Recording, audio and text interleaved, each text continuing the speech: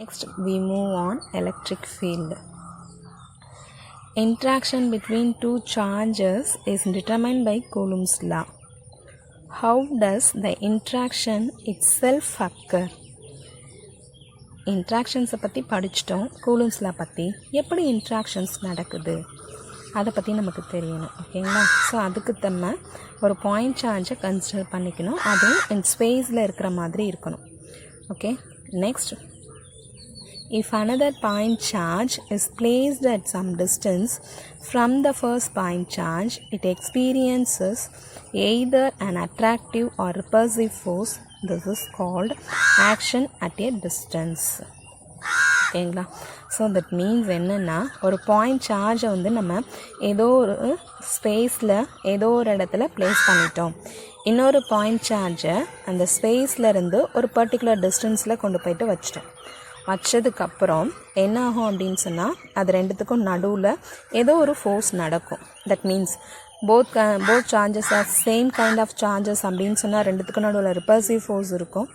Opposite சார்ஜஸாக இருந்துச்சுன்னா ரெண்டுத்துக்கும் நடுவில் அட்ராக்டிவ் ஃபோர்ஸ் இருக்கும். நம்ம படிச்சிருக்கோம். ஓகேங்களா? இதை யார் இன்ட்ரடியூஸ் பண்ணாங்க அப்படின்னு சொன்னால், Michael Faraday introduced the concept of field. Electric field அப்படிங்கிறத அவர் முதல்ல கொடுக்குறாரு. According to Faraday, every charge in the universe creates an electric field in the surrounding space. And if another charge is brought into its field, it will interact with the electric field at that point and will experience a force. இப்போ நம்ம என்ன செய்கிறோம் அப்படின்னா, ஒரு point சார்ஜை ஸ்பேஸில் வச்சிட்டோம். அது கொஞ்சம் ரொம்ப லாங் டிஸ்டன்ஸில் வச்சுருங்க. நம்ம கிளாஸஸில் பார்த்துருப்போம். மேக்னெட்டிக் ஃபீல்டுக்காக நான் சொல்லியிருப்பேன் நினைக்கிறேன். 11th ஸ்டாண்டர்டில் சொல்லியிருப்பேன். ஒரு பாயிண்ட் சார்ஜ் வந்து ஒரு 5 மீட்டர் டிஸ்டன்ஸில் வச்சுருங்க. அது ஃப்ரம் அந்த பாயிண்ட் சார்ஜர்லேருந்து ஒரு 5 மீட்டர் டிஸ்டன்ஸில் இன்னொரு பாயிண்ட் சார்ஜை கொண்டு போய் வச்சுருக்கோம். ரெண்டுத்துக்கும் நடுவில் எந்த ஒரு இன்ட்ராக்ஷன்ஸும் இருக்காது. ஓகே, 4 மீட்டராக எடுத்துகிட்டு போகிறோம், இன்ட்ராக்ஷன்ஸ் இல்லை. தென் 3 மீட்டர்ஸ் இன்ட்ராக்ஷன்ஸ் இல்லை. 2 meters interactions இல்லை. ஸோ 1 meter interactions இல்லை. அண்ட் தென் ரெடியூஸ் பண்ணுங்கள். 0.90 தட் மீன்ஸ் 90 சென்டிமீட்டர் 80 சென்டிமீட்டர் அப்படின்னு நம்ம ரெடியூஸ் பண்ணிகிட்டே போயிட்டுருக்கோம். ஒரு பர்டிகுலர் டைமிங்கில் என்ன நடக்கும் அப்படின்னு சொன்னால், இந்த பாயிண்ட் சார்ஜ் அந்த பாயிண்ட் சார்ஜை ஒன்று அட்ராக்ஷன் பண்ணும், இல்லை ரிப்பல்சிவ் பண்ணும். ஓகேங்களா? அப்போது எந்த இடத்துல அது அட்ராக்ஷனோ ரிப்பல்ஷனோ பண்ணுதோ அதுதான் நம்ம என்னன்னு சொல்கிறோம், எலக்ட்ரிக் ஃபீல்டுன்னு சொல்கிறோம். That means electric field at a point P at a distance R from the point charge Q is the force experienced by a unit charge. That is called as electric field. Electric field means force experienced per unit charge. ஓகேங்களா? That means E vector is equal to F vector by Q naught is equal to, from the Coulomb's law, Fோட value தெரியும், அதை substitute பண்ணுங்கள். F is equal to K into Q1 Q2 by R square நம்ம படிச்சிருக்கோம் இல்லைங்களா? So அதனால் ஒரு Q வந்து கேன்சல் ஆகிடும். டினாமினேட்டர் நியூமரேட்டருக்குலேயும் ஒரு Q கேன்சல் ஆகிடுச்சுன்னா KQ by R square into R cap. So that means 1/4π Q by R square into R cap. Here R capங்கிறது நமக்கு ஆல்ரெடி தெரியும். That is unit vector pointing from Q to the point of intersect P. Then the electric field ங்கிறது ஒரு vector quantity. The SI unit of electric field is Newton per Coulomb. Force உடைய unit Newton, charge உடைய unit Coulomb. So SI unit of electric field is Newton per Coulomb. ஓகேங்களா? Next we move on some important aspects of electric field. ஓகேங்களா? என்னென்ன important aspects இருக்குது அப்படின்னு சொன்னால், electric ஃபீல்டில் suppose நம்ம எடுத்துக்கிற டெஸ்ட் சார்ஜ் வந்து positive. That means unit charge எடுத்துருக்கோம் இல்லையா, அதை வந்து பாசிட்டிவ் சார்ஜாகவே நம்ம எடுத்துக்கிறதா எடுத்துப்போம். சப்போஸ் பாசிட்டிவ் சார்ஜஸ் அப்படின்னு இருந்துச்சு அப்படின்னு சொன்னால் என்ன பண்ணும், டெஸ்ட் சார்ஜும் பாசிட்டிவ், சோர்ஸும் பாசிட்டிவ். என்ன பண்ணும், கண்டிப்பாக ரிப்பல்ஷன் பண்ணும். So field, electric field away from the source of charge. If q is negative means ரெண்டுமே ஆப்போசிட் சார்ஜஸாக இருக்குது. ஸோ அதனால் கண்டிப்பாக அங்கே அட்ராக்ஷன் நடக்கும். அதனால் என்ன ஆகும்னா ஒரு பாயிண்ட் சார்ஜும் இன்னொரு பாயிண்ட் சார்ஜும் அட்ராக்ட் பண்ணும். That means electric field towards the source of charge. ஓகேங்களா.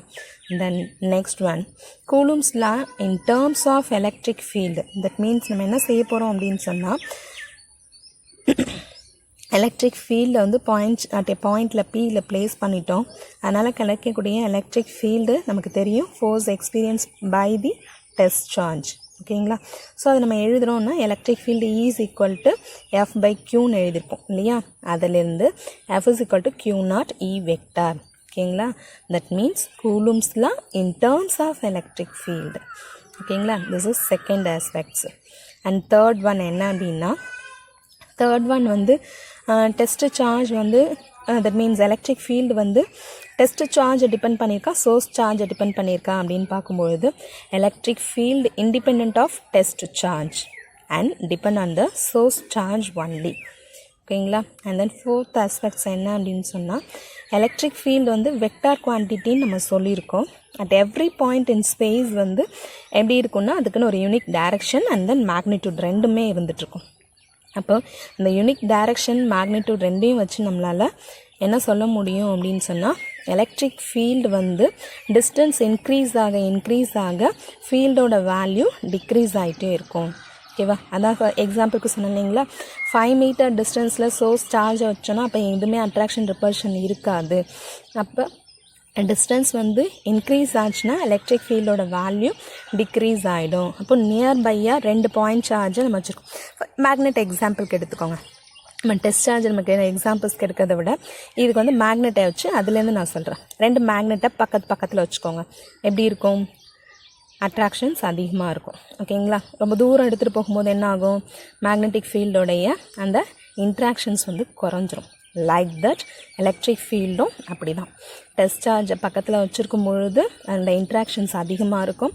டிஸ்டன்ஸ் இன்க்ரீஸ் ஆகும் பொழுது அந்த ஃபீல்டு வேல்யூ வந்து டிக்ரீஸ் ஆகிடும். ஓகேங்களா. நெக்ஸ்ட் ஃபிஃப்த் ஆஸ்பெக்ட்ஸ் என்னென்னா in the definition of electric field it is assumed that the test charge is taken as sufficiently small charges நம்மளால் எடுத்துக்கும் போது மட்டும்தான் நம்மளால் என்ன பண்ண முடியும்னா எலக்ட்ரிக் ஃபீல்டு வந்து மேக்ஸிமமாக கிடைக்கும். ஓகேங்களா. சப்போஸ் டெஸ்ட் சார்ஜ் வந்து சப்போஸ் மேக்ஸிமமாக எடுத்துக்கிறோம் அப்படின்னா நம்மளால் என்ன பண்ண முடியாது அதனுடைய எலக்ட்ரிக் ஃபீல்டை நம்மளால் ஃபீல் பண்ண முடியாது. ஓகேங்களா. In other words the test charge is made sufficiently small such that it will not modify the electric field of the source charge. Suppose நம்ம ஸ்மாலராக எடுத்துக்காமல் ரொம்ப பெருசாக எடுத்துக்கிறோம் அப்படின்னு சொன்னால் நம்மளால் என்ன பண்ண முடியாது எலக்ட்ரிக் சோர்ஸ் சார்ஜை வந்து நம்மளால் யூஸ் பண்ணி அதை எலக்ட்ரிக் ஃபீல்டை வந்து மாடிஃபை பண்ணுறதுக்கு முடியாது. ஓகேங்களா. ரைட். தென் சிக்ஸ்த் ஆஸ்பெக்ட்ஸ் என்ன அப்படின்னு சொன்னால் F is equal to Q naught E or E is equal to F by Q naught is valid only for point charges. For continuous and finite size charge distributions, integration technique must be used. Suppose நம்ம point charges வந்து very smaller point charges ஆகும் and then finite size charge distributions continuousாக இருக்கணும், finite சைஸாக இருக்கணும். ஓகேங்களா. That means முன்னாடி சொன்னோம் இல்லையா ஸ்மாலர் சைஸாக இருக்கணும், சஃபிஷியன்ட்லி ஸ்மால் சைஸாக இருக்கணும்னு சொல்லி நம்ம 6th ஆஸ்பெக்ட்ஸில் பார்த்தோம் இல்லைங்களா. அதுதான். ஸோ இப்போ ஃபைனட் சைஸ் அண்ட் கண்டினியூஸாக டிஸ்ட்ரிபியூஷன் இருந்துச்சுன்னா நம்ம என்ன செய்யலாம்னா இன்டகிரேஷன் டெக்னிக்கை நம்மளால் யூஸ் பண்ண முடியும். ஓகேங்களா. சப்போஸ் அந்த மாதிரி இல்லை அப்படின்னு சொன்னால் ஃபைனட் சைஸ் சார்ஜ் யூஸ் பண்ணாமல் இருந்தோம் அப்படின்னு சொன்னால் நமக்கு வந்து அப்போது சம்மேஷன் டெக்னிக் நம்ம அங்கே யூஸ் பண்ணுவோம். ஸோ அதை வந்து நம்ம நெக்ஸ்ட்டு ஃபர்தர் கிளாஸஸில் நம்ம பார்த்துக்கலாம் அதை பற்றி. இப்போ நமக்கு ஃபைனட் சைஸ் இருக்கணும், கண்டினியூஸ் டிஸ்ட்ரிபியூஷன் இருக்கணும், இருந்துச்சுன்னா இன்டகிரேஷன் டெக்னிக்கை நம்ம யூஸ் பண்ண முடியும். ஓகேங்களா. அந்த இன்டகிரேஷன் டெக்னிக்காக நம்ம வந்து எப்படி யூஸ் பண்ணுறோன்றதை கூட நம்ம இனி வர கிளாஸஸில் தட் மீன்ஸ் வந்து அடுத்தடுத்த டாபிக்ஸில் நம்ம பார்ப்போம். ஓகேங்களா. தென் நெக்ஸ்ட் ஒன் வந்துட்டு 7th ஆஸ்பெக்ட்ஸ் என்னென்னா நமக்கு 2 kinds of charge electric field இருக்குது. சார்ஜஸ் 2 கைண்ட்ஸ் ஆஃப் சார்ஜஸ் இருக்குன்னு பார்த்துட்டோம். அது இல்லாமல் 2 கைண்ட்ஸ் ஆஃப் எலக்ட்ரிக் ஃபீல்டு இருக்குது. என்னென்ன எலக்ட்ரிக் ஃபீல்டு அப்படின்னு சொன்னால் uniform electric field, non uniform electric field. Uniform electric field அப்படிங்கிறது என்ன அப்படின்னா சேம் டைரெக்ஷனில் இருக்கணும். அந்த எலக்ட்ரிக் ஃபீல்டோட வேல்யூ வந்து கான்ஸ்டன்ட் மேக்னிடியூடாக இருக்கும் இன் ஆல் பாயிண்ட்ஸ். ஓகேங்களா. Non uniform electric field means வந்து டிஃப்ரெண்ட் டைரெக்ஷன்ஸில் ட்ராவல் பண்ணும், டிஃப்ரெண்ட் மேக்னிடியூட் இருக்கும். இதுதான் நான் யூனிஃபார்ம் எலக்ட்ரிக் ஃபீல்டுன்னு சொல்கிறோம். Uniform electric field means same direction, same electric field value in all points.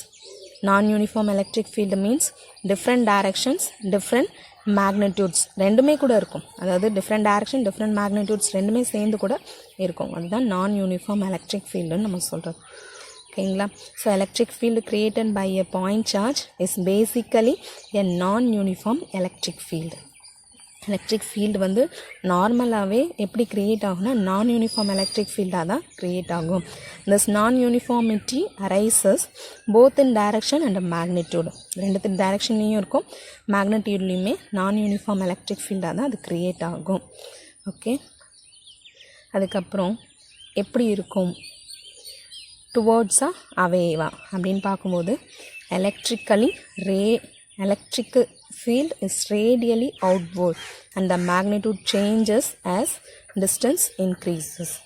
இப்போமே radially அவுட்வேர்டாக தான் non uniform electric field create ஆகும். Non uniform electric field radially அவுட்வேர்டாக க்ரியேட் ஆகும். இந்த சேம் டைம் எப்படி இருக்கும் அப்படின்னு சொன்னால் மேக்னிடியூட் ஆஃப் வேல்யூஸ் வந்து எலக்ட்ரிக் ஃபீல்டோடைய மேக்னிடியூட் வந்து சேஞ்ச் ஆகுன்றது நமக்கு தெரியும். டிஸ்டன்ஸ் இன்க்ரீஸ் ஆச்சுன்னா எலக்ட்ரிக் ஃபீல்டோட வேல்யூ டிக்ரீஸ் ஆகும். ஓகேங்களா. 7 ஆஸ்பெக்ட்ஸ் பார்த்துருக்கோம். பாசிட்டிவாக இருந்தால் ரிப்பல்சிவ் ஃபோர்ஸ், நெகட்டிவாக இருந்தால் அட்ராக்டிவ் ஃபோர்ஸ். எலக்ட்ரிக் ஃபீல்டை கூலும்ஸ் லால வந்து எழுதியிருக்கோம். அடுத்தது வந்துட்டு டெஸ்ட் சார்ஜ் வந்து source charge. Electric field test சார்ஜை டிபெண்ட் பண்ணி இல்லை, சோர்ஸ் சார்ஜை மட்டும்தான் டிபெண்ட் பண்ணி இருக்குது. எலக்ட்ரிக் ஃபீல்டு வந்து வெக்டார் குவான்டிட்டி அண்டு சைஸ் வந்து வெரி ஸ்மாலர் சைஸாக தான் நம்மளால் எடுத்துக்கணும். பிகர் சைஸாக எடுத்தால் நம்மளால் அந்த எலக்ட்ரிக் ஃபீல்டை அசம்ஷன் பண்ணி ஃபீல் பண்ண முடியாது. அண்ட் தென் டிஸ்டன்ஸ் இன்க்ரீஸ் ஆச்சுன்னா மேக்னிடியூட் வேல்யூ டிக்ரீஸ் ஆகும். தென் 6th ஆஸ்பெக்ட்ஸாக பார்த்தது வந்து வெரி ஃபைனைட் சைஸ் சார்ஜஸாக எடுத்துக்கிட்டோம் அப்படின்னு சொன்னால் அதே மாதிரி கண்டினியூஸாக இருந்துச்சுன்னா நம்மளால் இன்டகிரேஷன் டெக்னிக்ஸ் வந்து நம்மளால் யூஸ் பண்ண முடியும். நம்மக்கிட்ட 2 கைண்ட்ஸ் ஆஃப் எலக்ட்ரிக் ஃபீல்டு இருக்குது. ஒன்று யூனிஃபார்ம் எலக்ட்ரிக் ஃபீல்டு, இன்னொன்று non uniform electric field. These are all the important aspects of electric field. Thank you.